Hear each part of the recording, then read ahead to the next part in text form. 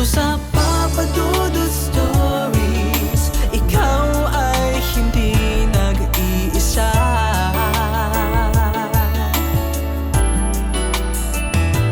Dito sa Papa Dudut Stories, may nagmamahal sa'yo. Papa Dudut Stories, Papa Dudut Stories. Dear Papa Dudut, sa lahat po ng mga nakatutok ngayon, huwag kalimutan na mag-like, mag-share at mag-subscribe.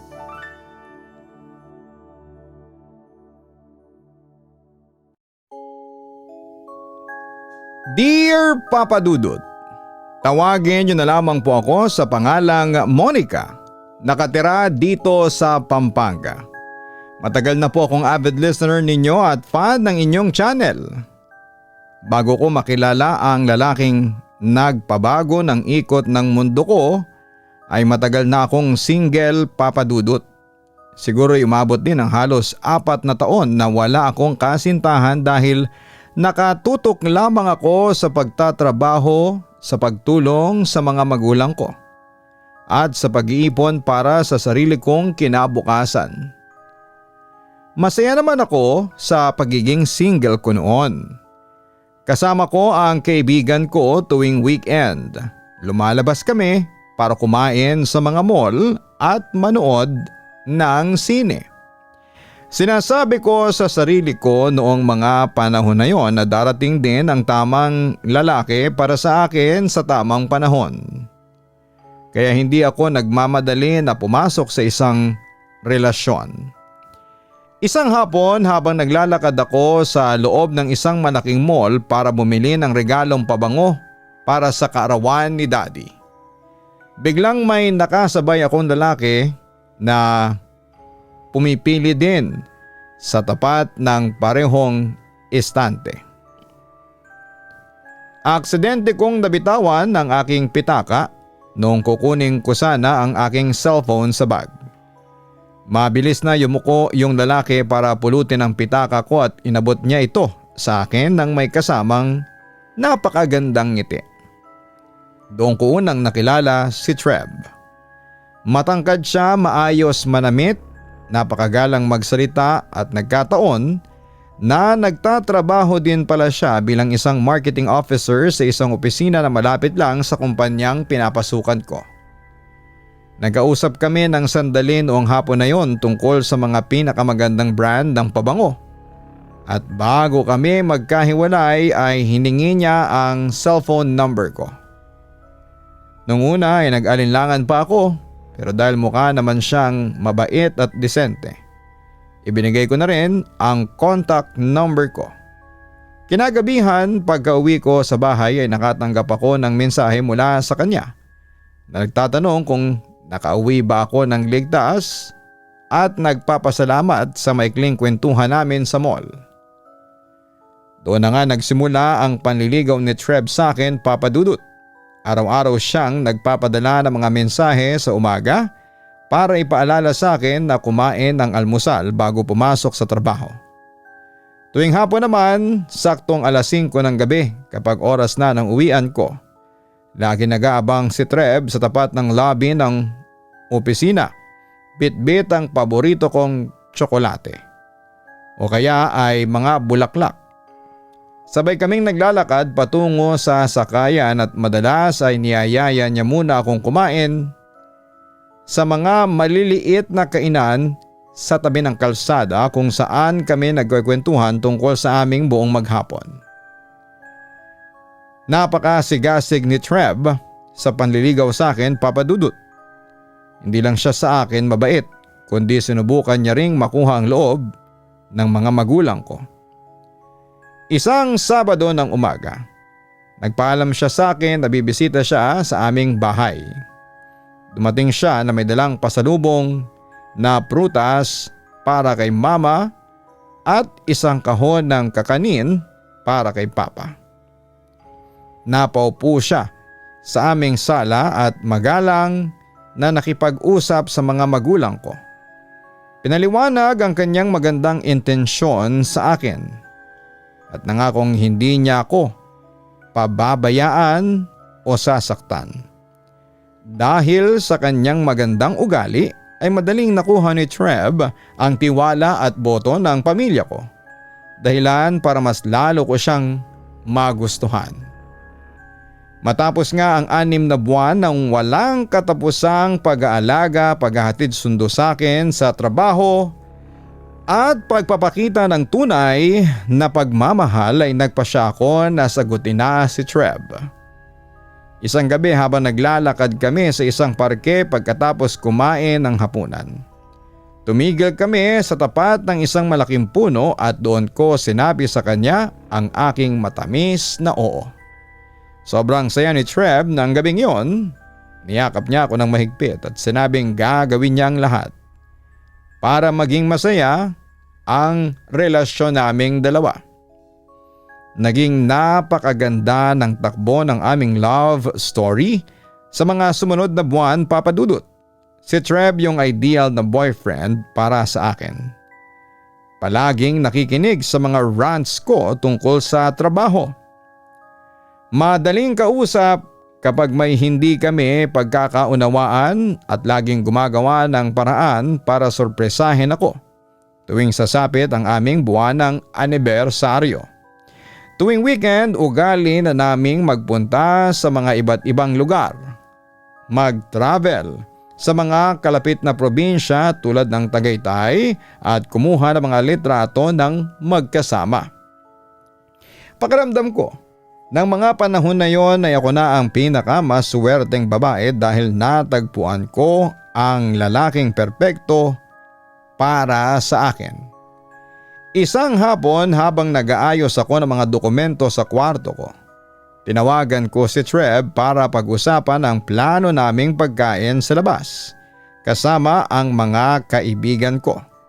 Habang nag-uusap kami sa telepono ay napansin ko na medyo malamig ang kanyang boses at parang madalas siyang bumubuntong hininga na hindi naman niya karaniwang ginagawa kapag kausap ako. Noong tanungin ko siya kung may problema ba sa kanyang trabaho o sa kanyang pamilya, ay sinabi niya lang na napagod lamang siya sa dami ng mga meetings niya noong araw na yon at kailangan niya lang na magpahinga ng maaga. Binaliwala ko ang nangyari at sinabihan ko siyang matulog ng maayos. Lumipas nga po ang ilang linggo at napansin ko na unti-unting nagbabago ang pakikitungo ni Trev sa akin. Hindi na siya madalas magpadala ng mga mensahe sa umaga at madalas na rin siyang magdahilan na marami siyang ginagawa sa opisina kaya hindi niya ako maihahatid pagkatapos ng uwian ko sa trabaho. Kapag nagkakasama naman kami tuwing weekend ay napapansin ko na palagi siyang nakatitig sa kanyang cellphone at parang may tinatagong sekreto sa akin. Kapag tinatanong ko naman siya kung bakit hindi siya nagkakaganyan ay nagagalit siya at sinasabing masyado raw akong naghihinala at nasasakal siya sa mga katanungan ko. Gabi na noong magpasya akong kausapin si Trev ng seryoso tungkol sa lumalamig naming relasyon. Niyaya ko siyang magkita sa isang tahimik na kainan malapit sa aming opisina. Pagkaupo namin, hinarap ko siya at diretsahan kong tinanong kung may problema ba kami. Yumuko naman si Trev, hindi siya makatingin ng diretsyo. Hindi siya makatingin sa aking mga mata. At doon nga niya binitawan ang mga salitang nagpabagsak sa aking mundo. Sinabi niya na hindi na niya nararamdaman ang dating pagmamahal sa akin at may nakilala siyang ibang babae sa kanilang opisina na mas nagpapasaya sa kanya ngayon. Gusto niya na raw na tapusin na ang relasyon naming dalawa. Saglit akong natulala bago niya ako iniwang nag-iisa sa lamesa na yon. Umuwi ako ng gabing yon na basang-basa ng luha ang aking mga pisngi sa tindi ng sakit at pagkabigo. Hindi ko matanggap na ang lalaking pinagkakatiwalaan ko at minahal ko ng husto ay magagawa akong iwan para lamang sa ibang babae. Pumasok ako sa aking kwarto. Sinarado ko ang pintuan at doon ko ibinuhos ang lahat ng aking iyak hanggang sa sumapit ang umaga.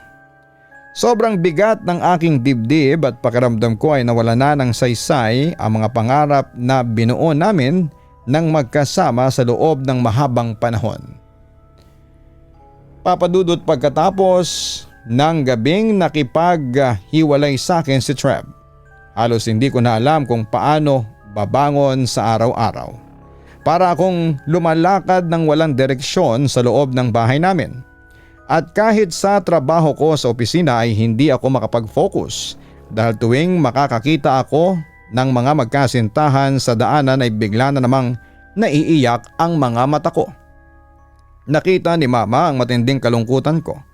Kaya isang hapon ay nilapitan niya ako sa kwarto habang nakahiga ako sa kama at nakatitig lamang sa kisame. Sinabi ni Mama na baka kailangan ko munang umalis sa Maynila para makahinga at para magbakasyon ng kahit isang buwan doon sa lumang bahay ng lolo ko sa isang probinsya sa Quezon. Inisip ko ang sinabi ni Mama at na-realize ko na baka nga maganda kung lalayo muna ako sa lahat ng mga bagay na nagpapaalala sa akin kay Trev. Kinabukasan, Papadudot, ay maaga akong gumising para mag-file ng isang buwang leave sa aking kumpanya. At swerte naman na pinayagan ako ng aking supervisor dahil alam naman nila na naging maayos ang performance ko sa trabaho sa mga nakaraang buwan. Nag-impake ako ng aking mga damit sa isang malaking maleta. Kinuha ko ang aking mga personal na gamit at sumakay ako sa bus patungo sa probinsya. Hapon na nang makarating ako sa terminal at sumakay pa ako ng isang tricycle patungo sa liblib na barangay kung saan ay nakatayo ang lumang bahay ng pamilya ng aking ina. Pagkababa ko ng tricycle sa tapat ng bakuran, nakita ko kaagad ang napakalaking puno ng balete na nakatayo sa may gilid ng daanan. Ilang metro lang ang distansya mula sa bintana ng aking magiging kwarto. Ang bahay ng lolo ko ay gawa sa lumang kahoy at semento. Malawak ang bakuran at pinapaligiran ng mga matataas na damo at mga puno ng niyog. Sinalubong ako ng aking tiyahe na si Tita Carmen, ang kapatid ni Mama, na siyang nagbabantay at nag-aalaga sa lumang bahay na yon. Simula nang pumanaw si Lolo, tuwang-tuwa si Tita Carmen nang makita ako. Agad niyang kinuha ang maleta ko at dinala ako sa kusina para pakainin ng inihanda niyang merienda na minatamis na saging at mainit na kape. Gabi na, Papadudot, nang maayos kaming magkwentuhan ni Tita Carmen tungkol sa mga kamag-anak namin sa Maynila at kung kumusta na nga ba ang kalusugan nila Mama at ni Papa. Inihatid niya ako sa aking kwarto sa ikalawang palapag ng bahay kung saan ay may isang malaking bintana na direktang nakaharap doon sa direksyon ng malaking puno ng balete sa labas. Pagkaalis ni Tita Carmen para matulog sa kanyang sariling silid, naupo ako sa gilid ng kama at binuksan ko ang bintana para magpapasok ng hangin mula sa labas dahil medyo mainit ang panahon noong gabing yon. Tinitigan ko ang madilim na paligid ng bakuran at kahit malungkot pa rin ako dahil kay Trev ay pinilit ko na lamang na huminga ng malalim para makapag-relax ang utak ko. Nahiga ako sa aking kama at sinubukan kong ipikit ang mga mata ko. Pero dahil sa sunod-sunod na puyat at dahil sa naninibago ako sa higaan, Nahirapan akong makatulog kaagad, Papa Dudut. Bandang 12:00 ng hating gabi habang nakahiga ako ng tahimik. Nagsimula akong makarinig ng isang kakaibang tunog mula sa labas ng bintana. Tunog ito ng mahinang pagpupukpok sa mga sanga ng puno ng balete na sinusundan ng isang mababa at mahabang pagbuntong hininga na parang galing sa isang napakalaking tao na pagod na pagod. Bumangon ako sa kama at dahan-dahan akong lumapit sa bintana para tignan kung may tao ba sa bakuran o kung may magnanakaw na sumunod pumasok sa aming compound.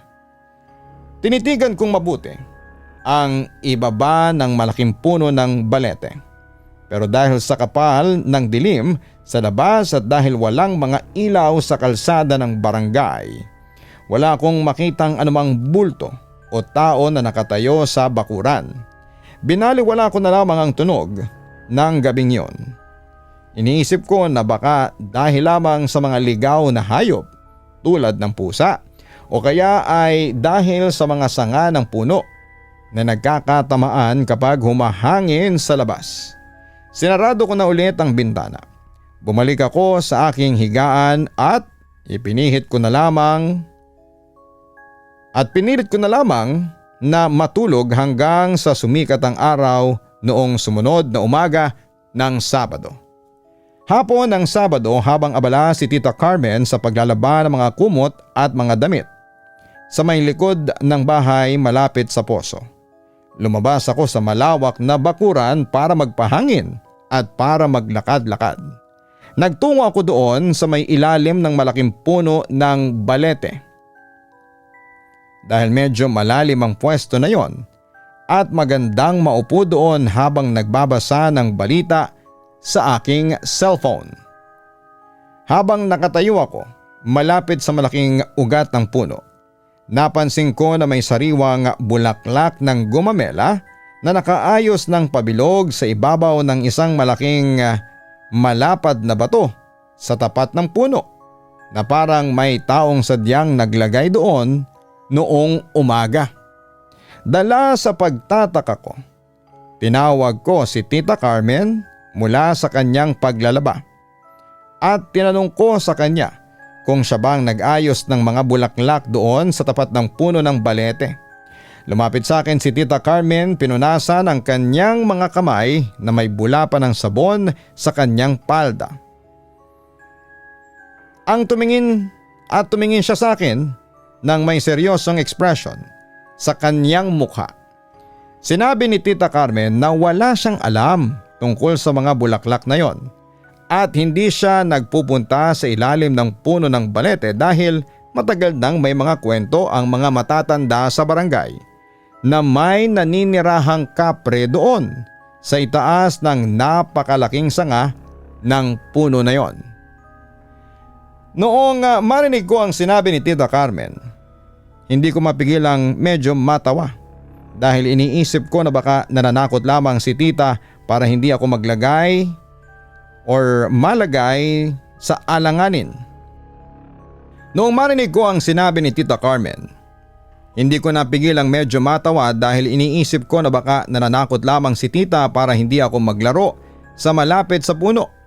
Sinabi ko sa kanya na sa modernong panahon ngayon sa Maynila ay wala nang naniniwala sa mga kwento ng kapre at baka mga bata lang sa kapitbahay ang naglaro doon noong umaga at nag-iwan ng mga bulaklak sa ibabaw ng bato. Umiling lamang si Tita Carmen. Binalikan niya ang unang paglalaba sa likod at sinabihan niya ako na pumasok na lamang sa loob ng bahay kapag nagsimula ng mag-agaw ang dilim dahil delikado raw ang magpalakad-lakad sa bakuran kapag gabi. Gabi na, Papa Dudut, nang matapos kaming maghapunan ni Tita Carmen noong araw na yon. Pagkatapos maghugas ng mga pinagkainan at pagligpit ng bahay, dumiretso na ako sa kwarto sa itaas para magpahinga. Dahil nararamdaman ko na may lungkot nung maalala ko yung huling mensahe ni Trev sa akin. Naupo ako sa tabi ng bintana at binuksan ko ito para tumingin sa labas habang umiiyak ako ng tahimik. Sinabi ko sa sarili ko ng mga oras na yon kung bakit ba napakamalas ng tadhana ko sa pag-ibig at kung bakit ako iniwan ng lalaking pinagkatiwalaan ko ng husto. Habang umiiyak ako doon sa tapat ng bukas na bintana, biglang nagbago ang pakiramdam sa buong kwarto ko. Nagsimula akong makaramdam ng isang napakatinding init ng hangin na pumasok mula sa labas, isang init na hindi normal dahil parang nanggaling sa isang malaking apoy o kaya ay sa usok ng tabako. Kasunod nito ay narinig ko ang isang napakabigat na tunog ng paghinga mula sa itaas ng puno ng balete na sinundan ng tunog ng mga dahon na gumagalaw ng malakas kahit na wala namang anumang hangin ng gabing yon sa buong barangay. Tumingala ako sa itaas na mga sanga ng puno ng balete. At doon ay parang may nakita akong dalawang maliliit na pulang liwanag na nakatitig sa direksyon ko mula sa pinaka mataas na bahagi ng kanilang puno. Natakot ako ng mga oras na yon dahil ang mga pulang liwanag na yon ay hindi gumagalaw at nakapako ang tingin sa mukha ko na parang may isang napakalaking tao na nakaupo sa itaas ng puno at pinapanood ako sa pag-iyak ko. Mabilis kong sinarado ang bintana. Binaba ko ang mga kurtina at nagmamadali akong humiga sa aking kama habang nagtatakip ng kumot sa buong katawan dahil sa tindi ng kaba na nararamdaman ko.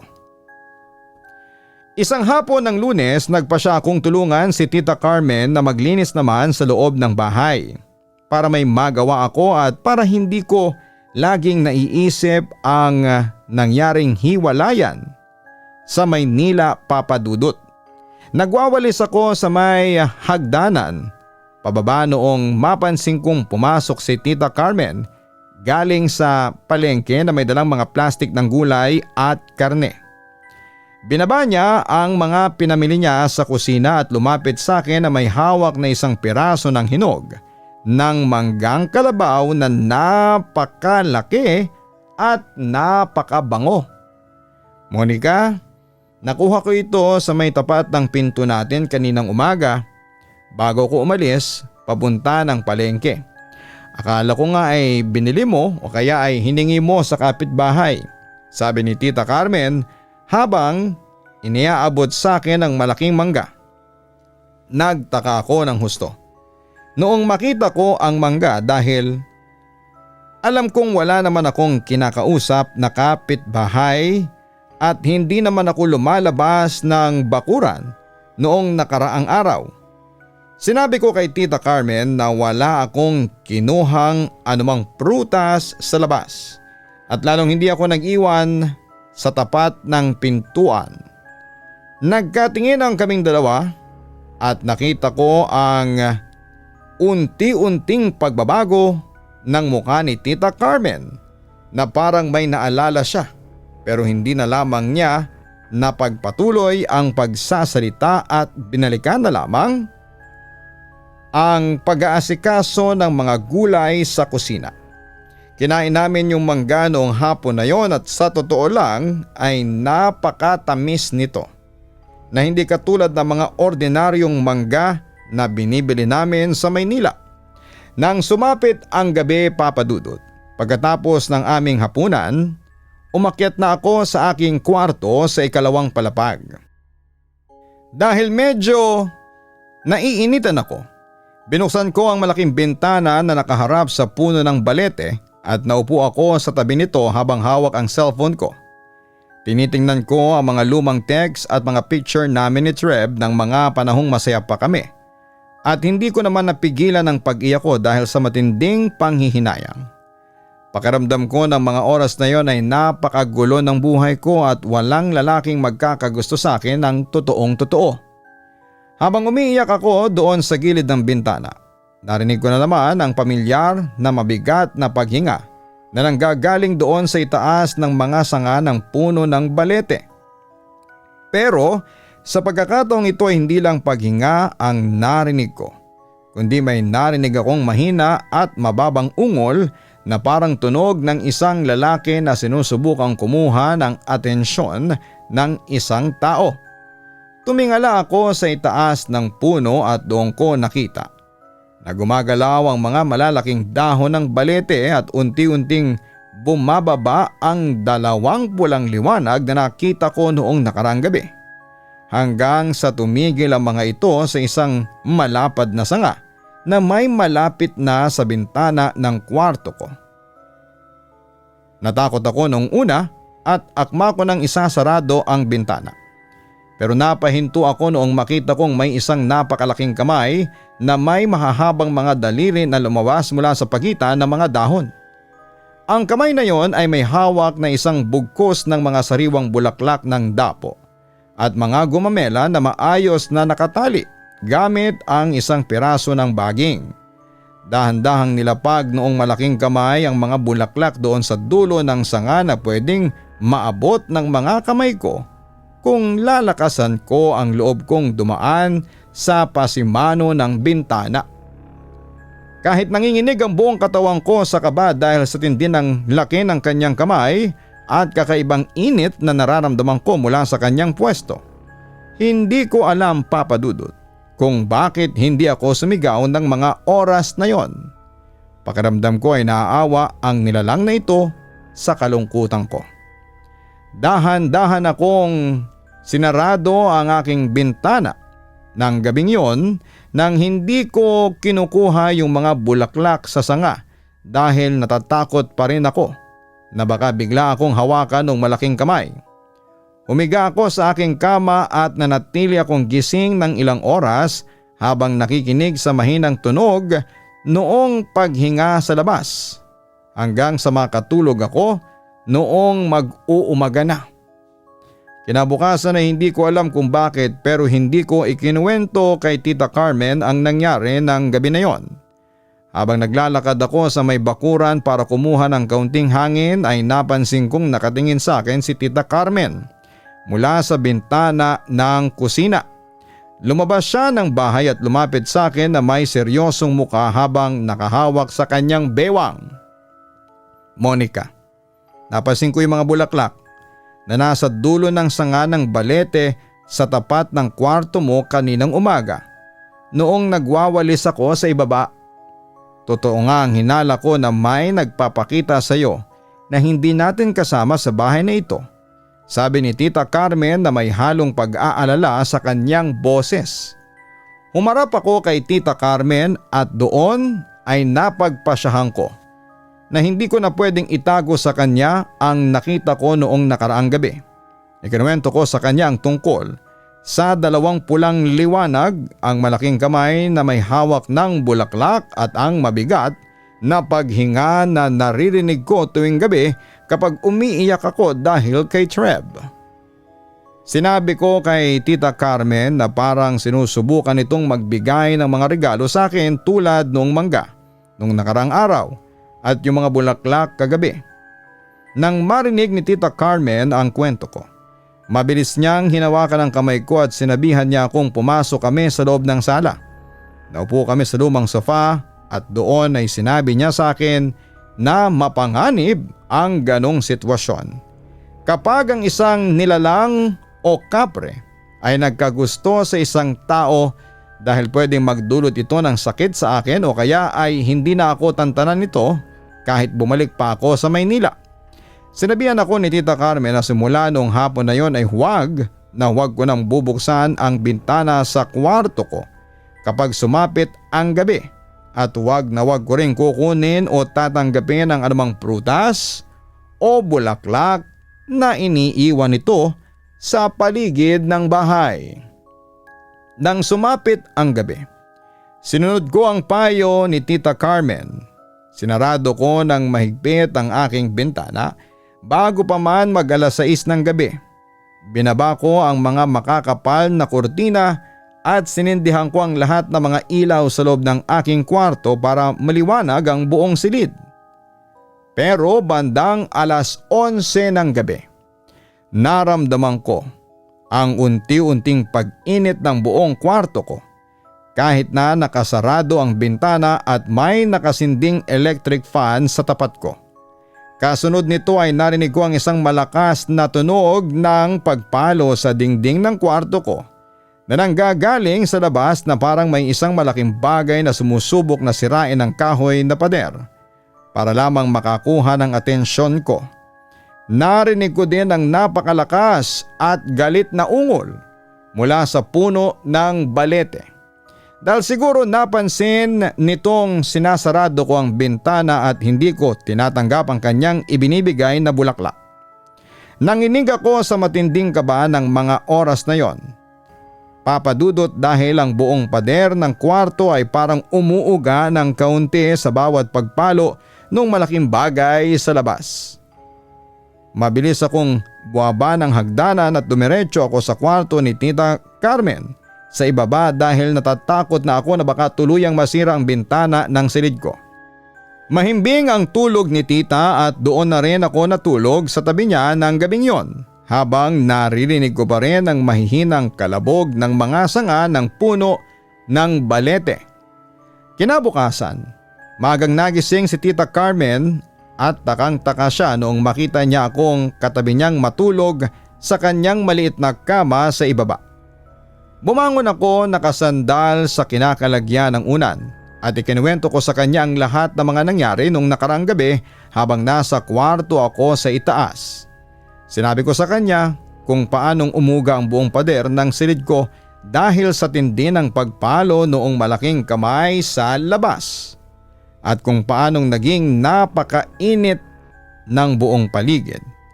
Kinabahan ako ng husto. Maging si Tita Carmen habang nakikinig sa akin. Kaya naman hinawakan niya ang kamay ko at sinabi niya ng mabuti na doon na lamang muna ako matulog sa kwarto niya sa ibaba sa mga susunod na araw para masiguradong ligtas ako. Pero dahil medyo sumakit ang likod ko sa maliit na kama sa ibaba at dahil marami akong mga gamit na kailangang ayusin sa itaas, nagpasya ako na bumalik muna sa sarili kong kwarto noong sumunod na gabi para doon matulog. Basta sinigurado ko lang na nakasara ng mahigpit ang aking malaking bintana. Sinuri ko ang lock ng bintana, ibinaba ko ang makakapal na kurtina at sinindihan ko ang maliit na ilaw sa tabi ng kama bago ako nahiga para matulog.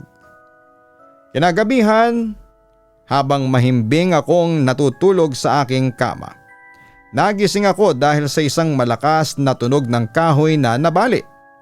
Pagkadilat ng aking mga mata ay nagulat ako dahil ang bintana ng kwarto ko na sinisigurado kong nakasarado at nakalak ng mahigpit ay biglang bumukas na parang may sumisira nito mula sa labas.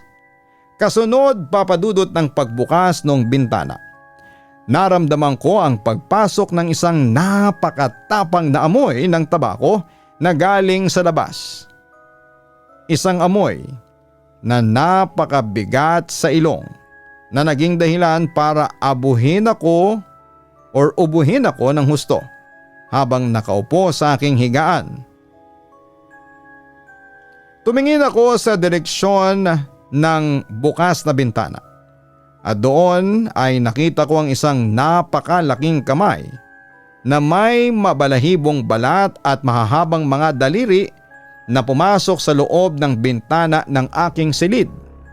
Ang malaking kamay na yon ay dahan-dahang gumagalaw patungo sa pwesto ng kama ko na parang sinusubukan nitong hawakan papadudot ang aking mga paa o kaya ay hilahin ako palabas patungo doon sa puno ng balete. Sigaw ako ng sigaw ng mga oras na yon papadudot. Isinisigaw ko ang pangalan ni Tita Carmen nang paulit-ulit habang pilit kong inuurong ang aking katawan pabalik sa sulok ng dingding dahil sa tindi ng takot. Narinig ni Tita Carmen ang mga malalakas na sigaw ko. Kaya naman mabilis niyang itinakbo ang hagdanan hanggang sa makapasok sa loob ng kwarto habang hawak ang isang mahabang kahoy na pamalo. Noong bumukas ang pintuan ng silid ko at sumigaw si Tita Carmen, nagulat ako dahil biglang nagbago ang paligid. Ang malaking bintana ay nakasarado ng muli ng mahigpit at wala na yung malaking kamay na pumasok sa loob kanina, na parang mabilis itong bumalik doon sa itaas ng puno noong marinig ang boses ng tiyahin ko. Pero kahit sarado na ang bintana at walang anumang hayop o tao sa loob, malinaw na malinaw pa ring naiwan ang napakatapang na amoy ng tabako sa loob ng kwarto, na naging dahilan para maniwala si Tita Carmen na hindi lang basta panaginip ang aking naging karanasan. Dahil nga po sa tindi ng nangyaring yon, at dahil natatakot na rin si Tita Carmen, para sa akin ay maaga pa lamang kinabukasan ay naglakad siya patungo sa kabilang barangay para magpatawag ng isang matandang albularyo na kilala sa kanilang bayan sa pagpapaalis ng mga kakaibang elemento. Dumating ang matandang albularyo noong hapon na may dalang iba't ibang mga dahon, isang bote ng langis at ilang mga ugat ng halaman. Nagtungo ang matanda doon sa ilalim ng malaking puno ng balete sa tapat ng bintana. Nagsindi siya ng ilang tuyong dahon para mag-usok sa paligid. At nagsimula siyang magsalita ng mahina habang winawasiwas ang mga kamay niya. Nahawak ang halaman sa tapat ng napakalaking ugat ng puno. Sinabi noong albularyo sa amin na pagkatapos ng kanyang ginagawang ritual na naging maayos naman ang kanyang pakikipag-usap at pinaalis na niya ang kapre na naninirahan doon sa puno ng balete para hindi na ako muling gambalain sa gabi. Pero kahit na sinabi ng matanda na ligtas na ang bahay, nagpasya na rin po ako noong hapon na yon na mag-impake na ng lahat ng aking mga damit sa maleta ko at dumiretso ako sa terminal ng bus para umuwi na sa Maynila. Mas pinili ko na lamang na harapin ang lungkot ko sa pagiging heartbroken kay Trev doon, kasama nina mama at papa, kaysa manatili sa isang lugar kung saan ay may kakaibang nilalang na nagkakagusto sa akin. Mabuti na lang talaga, Papa Dudut. Pagkarating ko sa Maynila at sa mga sumunod na buwan ng pagtatrabaho ko, ay hindi na ako sinundan ng nilalang at naging tahimik na muli ang takbo ng buhay ko sa loob ng kwarto ko. At kahit ilang taon na po ang nakakalipas, hindi ko pa rin makakalimutan ang malaking nilalang na nagkagusto sa akin. Hanggang dito na lamang po, lubos na gumagalang, Monica. Para sa lahat ng mga nakatutok sa ating channel, lalo na sa mga dumadaan sa matinding heartbreak at kalungkutan sa buhay, isang malaking paalala ito sa inyo. Bukod sa pag-aalaga sa ating emosyon, tandaan po natin na laging maging marunong magpasintabi at gumalang sa ating kapaligiran. Huwag nating sanayin ang sarili natin na magmukmok sa dilim, lalo na sa mga tabing bintana na may katapat na malalaking puno ng balete. Maraming nilalang sa paligid ang kasama natin sa mundong ito na dapat nating irespeto ang pwesto. Paligiran natin ang ating sarili ng mga totoong tao, ng pamilya at panalangin at syempre ng liwanag. Huwag kalimutan na mag-like, mag-share at mag-subscribe. Maraming salamat po sa inyong lahat.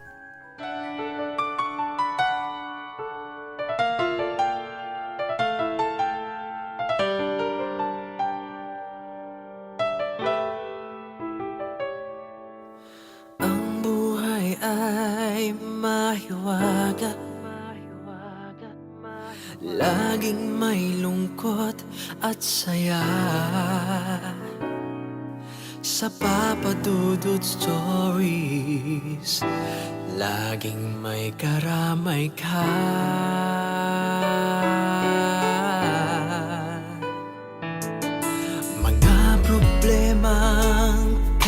bigat.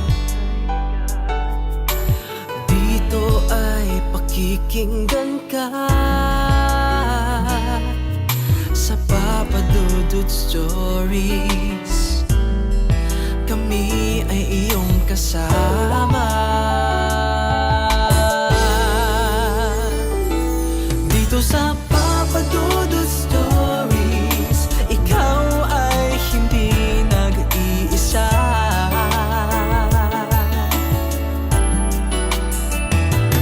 Dito sa Papa Dudut Stories, may nagmamahal sa'yo. Papa Dudut Stories, Papa Dudut Stories,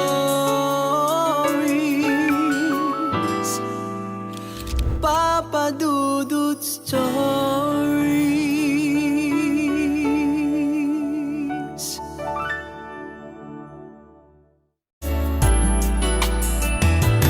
Dito sa Papa Dudut Stories, may nagmamahal sa'yo. Papa Dudut Stories, Papa Dudut Stories.